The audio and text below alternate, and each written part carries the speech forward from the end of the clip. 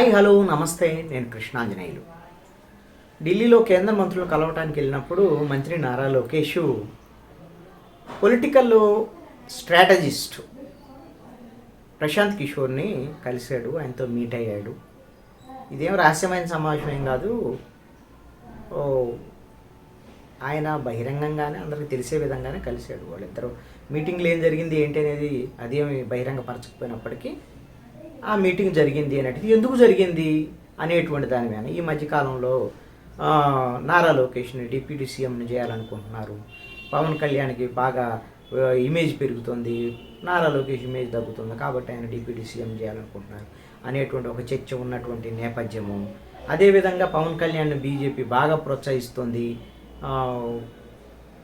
BJP Telugu Desam పార్టీని నమ్మటం లేదు, లేదా తెలుగుదేశం పార్టీ నుంచి ఎప్పుడైనా విడిపోయి బీజేపీ జనసేన కలిసి ముందుకెళ్ళేదానికి అవకాశాలు ఉండొచ్చు అనేటువంటి ఇలాంటి చర్చలన్నీ కూడా ఆంధ్రప్రదేశ్ రాజకీయాల్లో ఇప్పుడు కూటమి అధికారంలో ఉన్నప్పటికీ కూడా ఒక చర్చ జరుగుతున్నటువంటి నేపథ్యం. ఈ నేపథ్యంలో నారా లోకేష్ ప్రశాంత్ కిషోర్తో భేటీ ఖచ్చితంగా ప్రాధాన్యత సంతరించుకుంటారు. అయితే ఇక్కడ ఒక అంశాన్ని గమనించాలి. నారా లోకేష్ ఆయన ఒక మంత్రిగానే ఉండొచ్చు, తెలుగుదేశం పార్టీలో చంద్రబాబు నాయుడు తర్వాత యువనేతగా ఆయన ఉన్నాడు. కానీ తెలుగుదేశం పార్టీకి భవిష్యత్తు నాయకుడు ఎవరు? చంద్రబాబు నాయుడు తర్వాత ఇప్పటి వరకు ఉన్నటువంటి సమాచారం మేరకు, లేదా ఆ పార్టీలో ఉన్నటువంటి కొనసాగుతున్నటువంటి విధానం మేరకు చంద్రబాబు నాయుడు తర్వాత భవిష్యత్తు నాయకుడు నారా లోకేష్. ఇది బహిరంగ రహస్యమే. తెలుగుదేశం పార్టీని భవిష్యత్తులో నడపాల్సింది కూడా నారా లోకేష్. 2024 ఎన్నికల వరకు బహుశా చంద్రబాబు నాయుడు కూడా మళ్ళీ ముఖ్యమంత్రి అభ్యర్థిగా ఉండొచ్చు, లేకపోతే కూటమి కలిసి ఉండొచ్చు, లేదా విడిపోవచ్చు. ఇవన్నీ ఓకే. చంద్రబాబు నాయుడు ఏమి ఇప్పుడు ఎన్నికల నుంచి లేదా రాజకీయాల నుంచి తప్పుకుంటాడు, ఇవన్నీ అనుకోవాల్సిన అవసరం లేదు. కానీ భవిష్యత్తు నాయకుడు అంటే 2029 నెక్స్ట్ ఎన్నికల నుంచే ఆ విధమైనటువంటి కీలక బాధ్యతల్ని నారా లోకేష్ నిర్వర్తించాల్సి ఉంటుంది. కాబట్టి తెలుగుదేశం పార్టీని మరింత సమర్థవంతంగా తీసుకెళ్లటం ఎలా భవిష్యత్తు అనేటువంటి ఒక అంశం, దాని మీద ప్రశాంత్ కిషోర్తో చర్చలు జరిపి ఉండొచ్చు. అదేవిధంగా ఇప్పుడు ప్రభుత్వం ఆల్రెడీ కూటమి ప్రభుత్వము 164 సీట్లతో అధికారంలోకి వచ్చింది. ఈ అధికారంలోకి వచ్చినటువంటి నేపథ్యంలో ఒక 6 నెలల కాలం, 7 నెలలు అవుతుంది. ఇప్పుడు ఈ 12వ తేదీకి 7 నెలలు అయింది, 7 నెలలు ముగుస్తుంది. ఈ 7 నెలల కాలంలో ఈ ప్రభుత్వం కొన్ని ఇచ్చినటువంటి హామీలను అమలు చేసింది, ఇంకా అమలు చేయాల్సి ఉంది. అయితే ఈ ప్రభుత్వ పనితీరు మీద సమీక్ష చేసుకోవటం అనేటువంటిది కూడా ఈ ప్రభుత్వానికి అవసరమే. అయితే పొలిటికల్ స్ట్రాటజిస్ట్గా ఉన్నటువంటి ప్రశాంత్ కిషోరు ఈ ప్రభుత్వ పనితీరు మీద ఎలా సమీక్ష చేసుకోవాలి, ఏంటి సమీక్ష చేసుకోవాలి, ఒక 1 year తర్వాత ఏదో ఈ సమీక్ష అవసరం, ఏవైనా సరే ఇంకా ప్రజల ఆకాంక్షలు ఎలా ఉన్నాయి, దానికి అనుగుణంగా ఎలా ముందుకు వెళ్ళాలి, లేకపోతే ఈ విధమైనటువంటి వ్యతిరేకతలు ఏమైనా ఉంటే వాటిని ఎలా తగ్గించుకోవాలి, లేకపోతే ప్రజల్లోకి విస్తృతంగా ఎలా వెళ్ళాలి, ఇలాంటి అన్ని అంశాల మీద రాజకీయ వ్యూహాలన్నీ కూడా ప్రశాంత్ కిషోర్ అందించేదానికి అవకాశం ఉంటుంది. ఆ విధమైనటువంటి సూచనలు సలహాలను కూడా ప్రశాంత్ కిషోర్ నుంచి ఒకవేళ వీళ్ళు ఈ ప్రభుత్వమో లేకపోతే తెలుగుదేశం పార్టీయో నారా లోకేష్కు సంబంధించినటువంటి టీము ప్రశాంత్ కిషోర్ నుంచి తీసుకునేదానికి అవకాశాలు ఉండొచ్చు. ప్రశాంత్ కిషోర్ ఇంతకుముందు ఐపాక్ టీమే ఆయన దగ్గర లేదు అని ఎలాంటి అని అనుకున్నప్పటికీ కూడా మొన్న ఎన్నికల సమయంలో ఐపాక్ వైఎస్ఆర్ కాంగ్రెస్ పార్టీకే పనిచేసింది టెక్నికల్గా.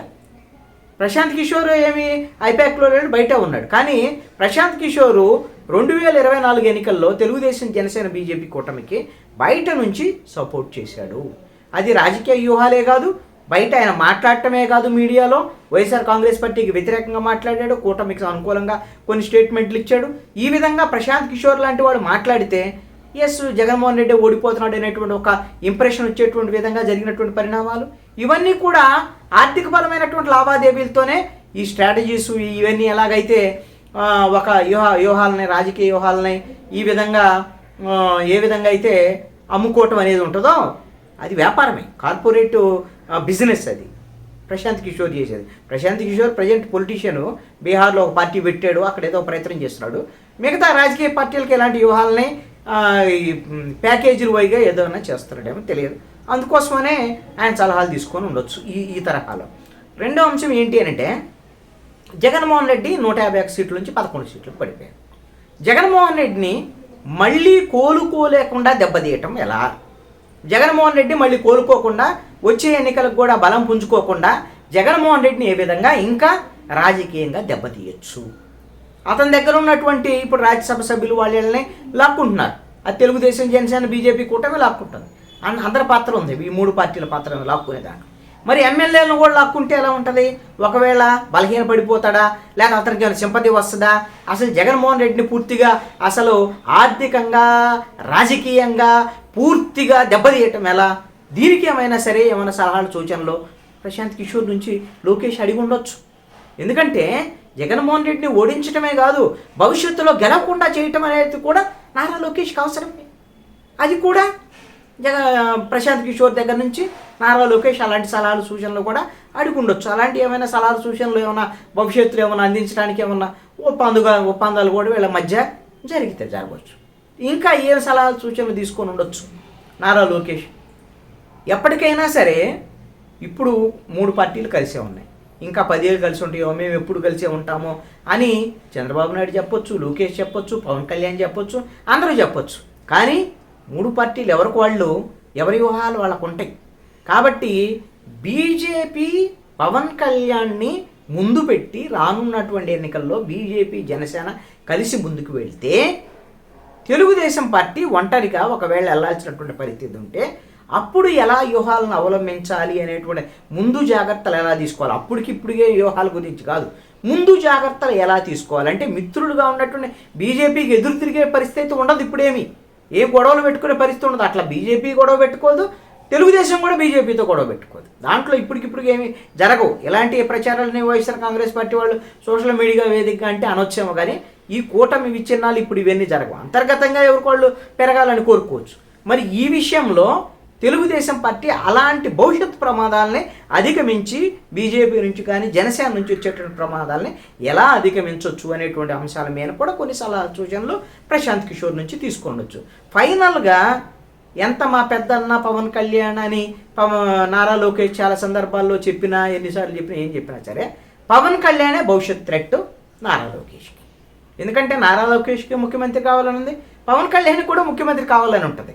పవన్ కళ్యాణ్కి బలమైంది ఇంకా బీజేపీ ఉంది, బీజేపీతో పొత్తులో ఉన్నాడు, ఎప్పటి నుంచో ఉన్నాడు, 2019 ఎన్నికల నుంచి. వీళ్ళన్నా 2019 ఎన్నికలకు ముందు తెలుగుదేశం విడిపోయింది, అంతకుముందు 2004 ఎన్నికల తర్వాత విడిపోయింది, ఇప్పుడు పొత్తు పెట్టుకున్నారు బీజేపీతో, అది వేరే విషయం. భవిష్యత్తులో ఎన్నాళ్ళు బీజేపీ కలిసి ఉంటుందో లేదో తెలియదు. కాబట్టి ఈ విధమైనటువంటి థ్రెట్ నుంచి బయటపడాలనేటువంటి దాని మీద కాకపోయినా భవిష్యత్తులో ఇలాంటి వచ్చేటువంటి పవన్ కళ్యాణ్ లాంటి వాళ్ళని అధిగమించి తను ఎలా ఎదగాలి అనేటువంటి అంశాల మీద నారా లోకేష్ తన ఇమేజ్ని బిల్డప్ చేసేటువంటి విషయంలో ఇమేజ్ బిల్డప్ కోసం ప్రశాంత్ కిషోర్ సలహాలు సూచనలు అడిగి ఉండొచ్చు. ఇమేజ్ బిల్డ్ చేయటంలో ప్రశాంత్ కిషోర్ దిట్ట. ఎందుకు అంటే అసలు ప్రశాంత్ కిషోర్ అసలు లైమ్ లైట్లోకి వచ్చిందే 2014 ఎన్నికల సమయంలో. గుజరాత్ తరహా అభివృద్ధి దేశవ్యాప్తంగా కావాలా, గుజరాత్లో ముఖ్యమంత్రిగా సక్సెస్ అయినటువంటి నరేంద్ర మోడీ ప్రధానమంత్రిగా కావాలా, కోట్ల ఉద్యోగాలు కావాలా, స్విస్ బ్యాంకులో నల్లధనం రావాలా, ఇలాంటివన్నీ నరేంద్ర మోడీ ఇమేజ్ని బిల్డప్ చేసి ఎన్డీఏ బీజేపీ అధికారంలోకి రావటానికి ప్రశాంత్ కిషోర్ కూడా ఒక కారణం. ఆ విధంగా ఇమేజ్ బిల్డ్ చేయటంలో ప్రశాంత్ కిషోర్ పెట్టింది పేరు. అతను కార్పొరేట్ ఆ విధంగా ఇమేజ్ బిల్డప్ చేయటంలో ఆయన మంచి స్ట్రాటజీస్ ఉన్నాయి. కాబట్టి నారా లోకేష్ బహుశా తన ఇమేజ్ పొలిటికల్గా బిల్డప్ చేసుకోవడానికి భవిష్యత్తులో ప్రశాంత్ కిషోర్ సలహాలు సూచనలు కూడా అడిగి ఉండొచ్చు. ఇవన్నీ ఆ సలహాలు సూచనలు అడగటం ఏం తప్పు కాదు. ఆ విధంగా వాళ్ళతో మాట్లాడటం ఇలాంటివన్నీ కూడా ఒప్పందాలు చేసుకోవడం ఏమీ తప్పైన అంశాలు కాదు. రాజకీయాల్లో ఇవి సర్వసాధారణంగా జరిగేటువంటి విషయాలే.